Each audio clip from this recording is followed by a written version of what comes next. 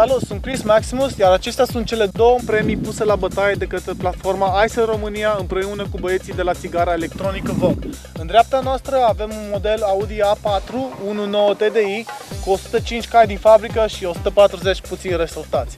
Iar în stânga noastră avem un Volkswagen Passat model 2000 Turbo Diesel cu 140 de cai din fabrică. Acestea sunt cele două mari premii pe care platforma iSell România le pune la bătaie, așa că nu mai sta pe gânduri, haide pe platformă, creează-ți un cont și poți pleca cu una dintre cele două acasă.